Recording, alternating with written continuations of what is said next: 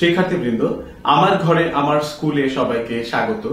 ব্যবসায় উদ্যোগের আজকের ক্লাসে আমরা শিখব ব্যবসায় পরিকল্পনা বা বিজনেস প্ল্যান। আজকে তোমাদের সাথে আছি আমি তাওহিদ। আজকের ক্লাসে আমরা শিখব ব্যবসায় পরিকল্পনা বা বিজনেস প্ল্যানের ধারণা ও এর গুরুত্ব। ব্যবসায় পরিকল্পনা বা বিজনেস প্ল্যান এটা প্রণয়নের প্রক্রিয়া নিয়ে আমরা আলোচনা করব। প্রকল্প পরিকল্পনার ধারণা ও গুরুত্ব নিয়ে আমরা আলোচনা করব এবং প্রকল্প প্রণয়নের বিভিন্ন ধাপগুলো নিয়ে আমরা আলোচনা করব। ব্যবসায় পরিকল্পনা হচ্ছে ব্যবসায়ের নীল নকশার মতো। একটা ব্যবসায় সবকিছু আছে, বা ভালো ইচ্ছা আছে, টাকা পয়সা আছে, নগদ সবকিছু আছে, একদম সব রেডি ব্যবসা শুরু করার জন্য। শুধুমাত্র নেই একটা ইফেক্টিভ বিজনেস প্ল্যান বা একটা কার্যকরী ব্যবসায় পরিকল্পনা। তাহলে কিন্তু ওই ব্যবসায় সফল হওয়ার সম্ভাবনা খুবই কম বা ব্যর্থ হওয়ার সম্ভাবনাটা খুব বেশি থাকে। আমরা জানি বৈধ অর্থনৈতিক কর্মকাণ্ডে ব্যস্ত থেকে মুনাফা অর্জনের আশায় মানুষ ব্যবসা প্রতিষ্ঠা করে বা উদ্যোক্তা হওয়ার স্বপ্ন দেখে। এই উদ্যোক্তা হওয়ার স্বপ্ন থেকে বা ব্যবসা শুরু করার ইচ্ছা থেকে সবকিছুই খুব ভালো থাকে যদি ব্যবসা একটা সুষ্ঠু এবং কার্যকরী পরিকল্পনা থাকে। এই পরিকল্পনাটা মানে কি? পরিকল্পনা মানে ইচ অ্যান্ড এভরিথিং, অর্থাৎ সব ডিটেইল থাকবে এই পরিকল্পনার মধ্যে, যে কি করতে চাই, কতদিনের মধ্যে কতটুকু কাজ শেষ করতে চাই, কোন প্রকল্পটা ধরতে চাই। খুব ভালোভাবে পরিষ্কার ধারণা থাকতে হবে যে ব্যবসাটা কি নতুন কোনো ব্যবসা শুরু করা হচ্ছে নাকি কোনো এক্সিস্টিং বা অলরেডি ব্যবসায় আছে এমন কোনো ব্যবসাকে সম্প্রসারণ করানো হচ্ছে। যদি ব্যবসাটি সম্পূর্ণ নতুন হয় তাহলে খুব ভালোভাবে এটা বুঝতে হবে যে প্রোডাক্টটা নিয়ে বা যে পণ্য বা সেবাটা নিয়ে ব্যবসাটা শুরু করা হচ্ছে এর কি বাজার চাহিদা আছে, এই এলাকার বা এই দেশের মানুষজন কি এই পণ্য বা সেবাটি পছন্দ করবে, এটা কি এই দেশের বা এই এলাকার আইনের সাথে সামঞ্জস্যপূর্ণ, পরিবেশের আইনের সাথে সামঞ্জস্যপূর্ণ।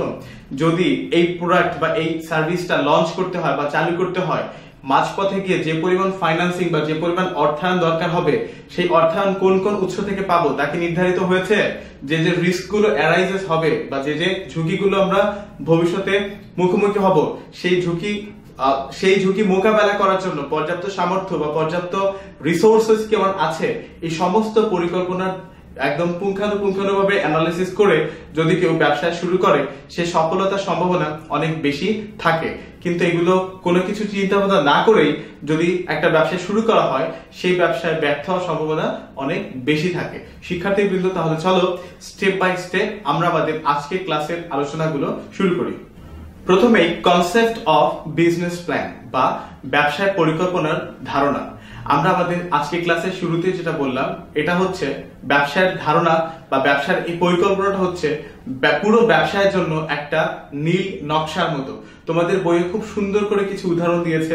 জাহাজের নাবিকের কাছে রেডার যেমন তার পথ নির্দেশক বা পথিকের কাছে মানচিত্র যেমন তার পথ নির্দেশক, তেমনি ভাবে একজন উদ্যোক্তার কাছে ব্যবসায়ের পরিকল্পনা বা বিজনেস প্ল্যানটা হচ্ছে তার পথ নির্দেশক। এই বিজনেস প্ল্যানই একজন উদ্যোক্তাকে বলে দিবে কোন সময় কোন সিদ্ধান্তটা সবচেয়ে বেশি কার্যোপযোগী বা সবচেয়ে বেশি উপযোগী এবং কোন ঝুঁকি কখন কিভাবে কোন রিসোর্সেস দিয়ে মোকাবেলা করতে হবে। ব্যবসায়ের পরিকল্পনা হচ্ছে ওই ব্যবসায়ের একটা পরিকল্পিত বা সম্পূর্ণ সুচিন্তিত একটা পূর্ব ধারণা বা পূর্ব পরিকল্পনা, যা নাকি একজন ব্যবসায়ীকে তার সামনের পরবর্তী দিনগুলো বা পরবর্তী চ্যালেঞ্জেস গুলো মোকাবেলা করতে খুবই সহায়তা করে। শিক্ষার্থীবৃন্দ, ব্যবসায় পরিকল্পনার ধারণার আলোচনা থেকেই তোমরা কিছুটা বুঝতে পারছো যে এর গুরুত্ব কতখানি। চলো তাহলে ব্যবসায় পরিকল্পনার গুরুত্ব নিয়ে আলোচনা করা যাক। প্রথমেই ব্যবসায় পরিচালনার দিক নির্দেশনা বা গাইডেন্স। বিজনেস প্ল্যান বা ব্যবসায় পরিকল্পনা একজন ব্যবসায়ীকে বা একজন উদ্যোক্তাকে তার ওই ব্যবসায়টি সঠিকভাবে পরিচালনা করার জন্য গাইড করে বা দিক নির্দেশনা প্রদান করে। কখন কোন পরিস্থিতিতে কোন সিদ্ধান্ত নিলে একটা ব্যবসায়ের জন্য সেটা সবচেয়ে বেশি উপযোগী হবে এই সম্পর্কে সুচিন্তিত পূর্ব পরিকল্পনাটাই হচ্ছে বিজনেস প্ল্যান। তাহলে ব্যবসায়ের পরিচালনার যে দিক নির্দেশনা এটা পাওয়ার জন্য বিজনেস প্ল্যান অনেক বেশি গুরুত্বপূর্ণ। দ্বিতীয়ত, মূলধন সংগ্রহ ও বিনিয়োগ। আমরা বিজনেস প্ল্যানের প্রাথমিক ধারণাতে বলেছিলাম একটা পণ্য বা একটা সেবা যখন কোনো ব্যবসায়ী লঞ্চ করে বা চালু করে একটা পর্যায়ে গিয়ে তার অনেক বেশি ওয়ার্কিং ক্যাপিটাল বা চলতি মূলধনের প্রয়োজনীয়তা দেখা দেয়। এই ওয়ার্কিং ক্যাপিটাল বা চলতি মূলধন এমনকি ওই প্রোডাক্ট বা সার্ভিসটা লঞ্চ করার সময় প্রথম যে তার বড় আকারের মূলধনের প্রয়োজন হয়, এই সমস্ত মূলধনের যোগান সে কিভাবে পাবে, কোন কোন উৎস থেকে সে মূলধনগুলো কেমন খরচে এই মূলধনের কালেকশন সে করবে, এগুলো সম্পর্কে বিস্তারিত প্ল্যান বা পরিকল্পনা তার থাকতে হয়। অর্থাৎ এই বিজনেস প্ল্যান বা ব্যবসায়িক পরিকল্পনা ব্যবসার মূলধন সংগ্রহে বা মূলধন সংক্রান্ত জটিলতা সমাধানে অনেক বেশি গুরুত্বপূর্ণ। সরকারি বিভিন্ন সুযোগ সুবিধার ব্যবহার। সরকার বিভিন্ন সময় এসএমই উদ্যোক্তা বা নতুন উদ্যোক্তা বা নতুন ব্যবসায়ীদের বিভিন্ন প্রকার সুযোগ সুবিধা দিয়ে থাকে। ব্যবসায় পরিকল্পনার মধ্যে যদি এসব সুযোগ সুবিধার ব্যবহার সম্পর্কে কোনো ধারণা না থাকে বা পরিষ্কার কোনো সিদ্ধান্ত না থাকে, মাঝে মাঝে দেখা যায় সরকার স্বল্প সুদে বা বিনা সুদে বিভিন্ন ঋণ দিয়ে থাকে, বা মাঝে মাঝে দেখা যায় সরকার কোনো একটা পার্টিকুলার বিজনেস সেক্টরে উদ্যোক্তাদেরকে বিভিন্ন প্রশিক্ষণের ব্যবস্থা করে দেয়। তাহলে এই সরকারি সুযোগ সুবিধাগুলো ব্যবহার করার জন্য বা সরকারি সুযোগ সুবিধার সর্বোত্তম ভালো ব্যবহার করার জন্য ব্যবসায়ীকে অবশ্যই তার পূর্ব পরিকল্পনা থাকতে হবে। সিদ্ধান্ত গ্রহণে সহায়তা। আমরা আমাদের আলোচনা শুরুতেই বলেছি, বিজনেস প্ল্যান একজন ব্যবসায়ীকে বা একজন উদ্যোক্তাকে সঠিক সময় সঠিক সিদ্ধান্তটি নিতে সহায়তা করে। একটা ডিটেইল বিজনেস প্ল্যান বা ব্যবসায় পরিকল্পনার মধ্যে সব ধরনের অপশন খোলা থাকে, অর্থাৎ কোন পরিস্থিতিতে কোন ডিসিশন নিলে কি হতে পারে এরকম বিভিন্ন প্রবাবল বা সম্ভাব্য বিভিন্ন ফলাফল সম্পর্কে বর্ণনা করা থাকে, যে এই সময় এই সিদ্ধান্ত নিলে এটা হতে পারে, এই সময় এই সিদ্ধান্ত নিলে এটা নাও হতে পারে। তাহলে একজন ব্যবসায়ী বা একজন উদ্যোক্তা যখন বাস্তবে ব্যবসায় পরিচালনার সময় ওরকম কোনো পরিস্থিতি বা উদ্ভূত পরিস্থিতির সম্মুখীন হয়, সে তার পরিকল্পনা অনুসারে সিদ্ধান্ত গ্রহণ করতে পারে। অর্থাৎ ব্যবসায় সিদ্ধান্ত গ্রহণে ব্যবসায়িক প্ল্যান বা বিজনেস প্ল্যান অনেক বেশি সহায়তা করে। বিজনেস প্ল্যান বা ব্যবসায়িক পরিকল্পনা সম্পর্কে আমরা ধারণা পেলাম, আমরা এই গুরুত্ব নিয়েও আলোচনা করলাম। তাহলে এই পরিকল্পনা প্রণয়নটা কিভাবে করে? বিজনেস প্ল্যান কি শুধু কিছু যে আইডিয়া বা কিছু ধারণা মাথায় আসলো আর লিখে ফেললাম বিজনেস প্ল্যান, ব্যাপারটা কিন্তু তা না। এই বিজনেস প্ল্যান বা ব্যবসায়িক পরিকল্পনা প্রণয়নের একটা নির্দিষ্ট প্রক্রিয়াও রয়েছে। আমরা জানি ব্যবসায়িক পরিকল্পনা বা বিজনেস প্ল্যান হচ্ছে একটা সুচিন্তিত এবং সুনির্দিষ্ট একটা কর্ম প্রক্রিয়া, যেটা একজন ব্যবসায়ীকে খুব মনোযোগের সাথে তার ব্যবসায়ের কোন এরিয়া বা এলাকায় সে ব্যবসা করছে, ওই এলাকার মানুষজন, ওই এলাকার প্রাকৃতিক পরিবেশ, আইনগত পরিবেশ, লিগাল অ্যাফেয়ার্স যেগুলোকে আমরা বলি, পুরো ব্যাপারে বিস্তারিত তাকে চিন্তা করতে হয়। অর্থাৎ একজন ব্যবসায়ীকে ম্যাক্রো লেভেল বা একদম ব্যাপক আকারে যেমন চিন্তা করতে হয়, তেমনি মাইক্রো লেভেলে বা খুব ক্ষুদ্র আকারেও বা খুব স্পেসিফিক আকারেও তার ব্যবসায়ের সুবিধা অসুবিধা নিয়ে বিস্তারিত চিন্তা করে পরিকল্পনাটা করতে হয়। তাহলে ব্যবসায়িক এই পরিকল্পনা প্রণয়ন একটা প্রক্রিয়ার মধ্যে দিয়ে যায়। চলো এখন আমরা ওই প্রক্রিয়া বা ওই প্রসেসটা নিয়ে আলোচনা করি। বিজনেস প্ল্যান বা ব্যবসায়ের এই পরিকল্পনা প্রণয়নের প্রক্রিয়া প্রথমেই চলে আসে প্রকল্পের ধারণা চিহ্নিতকরণ। অর্থাৎ ব্যবসায়ের যে প্রোডাক্ট বা যে পণ্য বা সেবা নিয়ে ব্যবসাটি হবে, এর ধারণা, এর স্কোপ, অর্থাৎ এর কতটুকু সুযোগ সুবিধা পার্টিকুলার এরিয়াতে আছে, এটা চিহ্নিত করা। আমরা শুরুতে বলেছিলাম একটা ব্যবসায়িক পরিকল্পনা সাধারণত নতুন কোনো ব্যবসায়ের সৃষ্টি বা পুরাতন কোনো বা অলরেডি আছে এমন কোনো ব্যবসায় এক্সপ্যানশন বা সম্প্রসারণের মাধ্যমে হয়ে থাকে।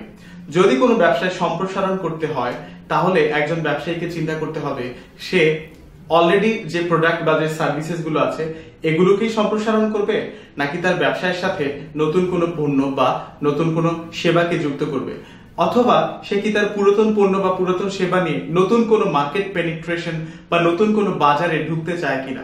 যদি সে নতুন কোনো বাজারে ঢুকতে চায়, তাহলে ওই মার্কেট বা ওই বাজারের যে মানুষগুলো, যে ক্রেতারা আছে, তাদের মনোভাব কেমন, তাদের রুচি কেমন।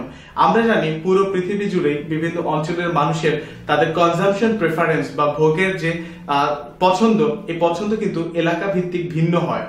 একই দেশের বিভিন্ন এলাকাতেও পছন্দের বিভিন্ন ভিন্নতা রয়েছে। সারা পৃথিবীতে তো এই ভিন্নতা আরো অনেক বেশি।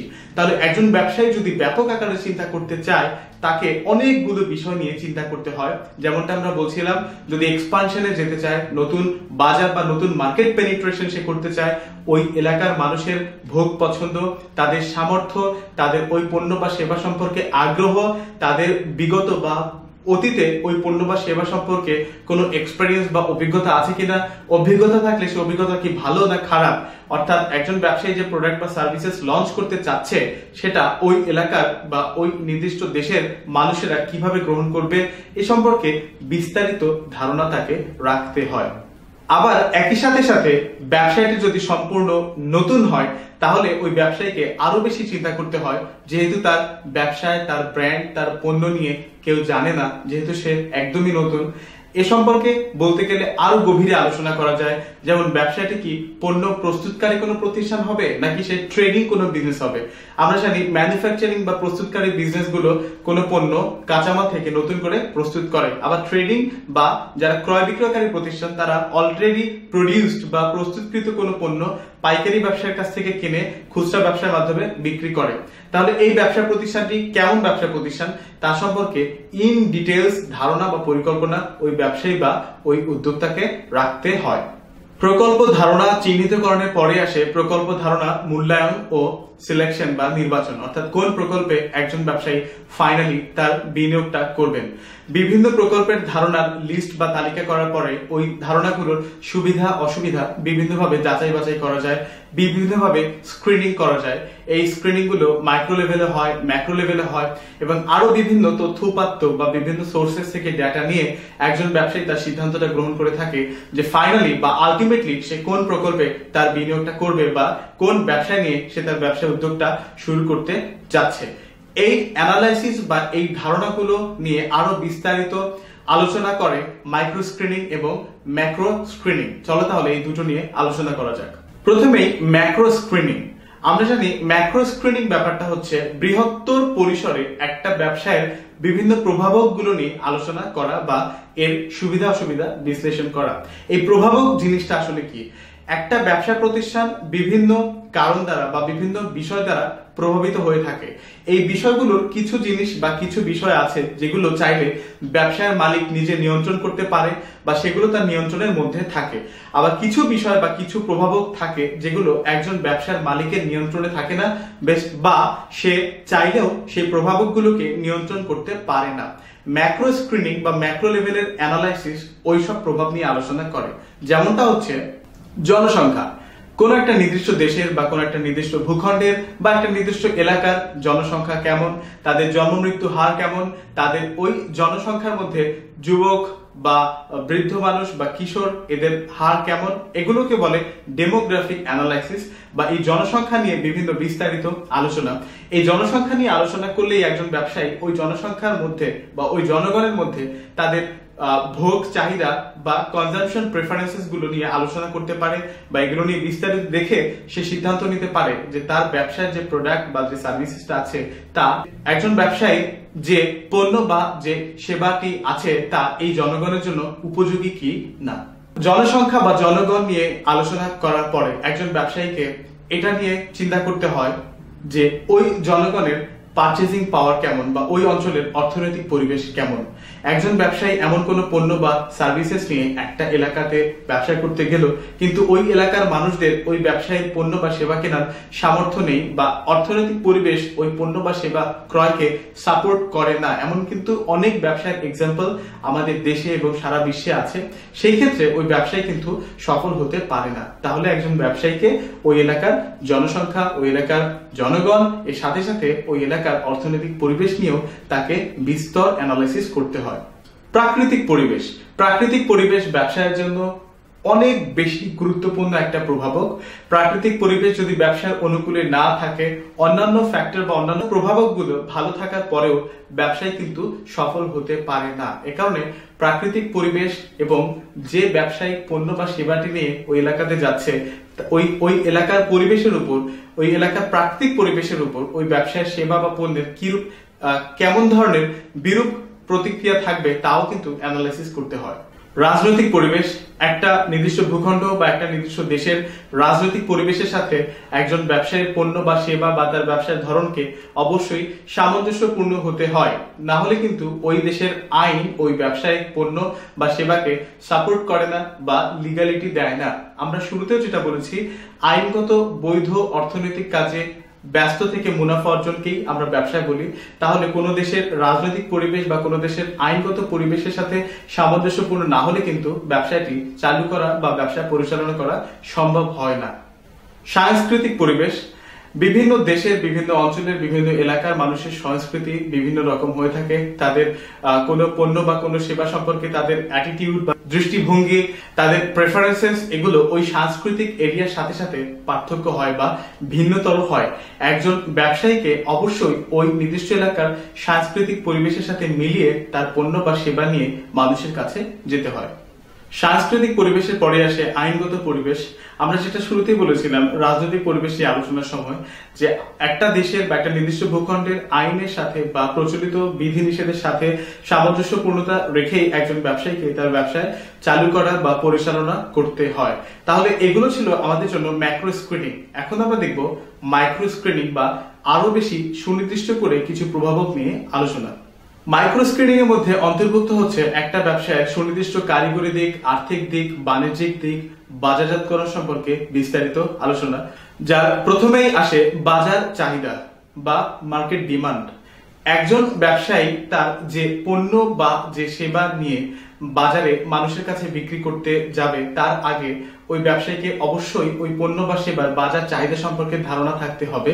যদি বাজারে ওই পণ্য বা সেবা সম্পর্কে যথেষ্ট চাহিদা থাকে বা মানুষের যথেষ্ট আগ্রহ থাকে, শুধুমাত্র তখনই কিন্তু ওই ব্যবসায়ী পণ্য বা সেবা সফলতার সাথে মানুষের কাছে বিক্রয় করতে পারে।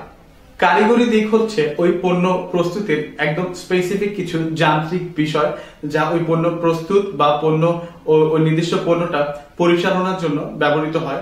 যান্ত্রিক দিক বা কারিগরি দিক যদি অনেক বেশি জটিল হয় তাহলে কিন্তু ওই পণ্যটা বিক্রয় করা ব্যবসায়ের জন্য অনেক চ্যালেঞ্জিং। এজন্য কারিগরি দিকেও বা পণ্যের যান্ত্রিক দিকেও ব্যবসায়ীকে মনোযোগী হতে হয়। বাণিজ্যিক দিক, একটা নির্দিষ্ট পণ্য বা সেবা প্রস্তুতকরণ, বাজারজাতকরণ এবং বিক্রয়ের পরে তার থেকে প্রাপ্ত মুনাফা কত হবে এসব সম্পর্কে ডিটেলস একজন ব্যবসায়ী আগে থেকেই ধারণা নিয়ে থাকে। এগুলি হচ্ছে ওই ব্যবসায়ের ওই নির্দিষ্ট পণ্যের বাণিজ্যিক দিক।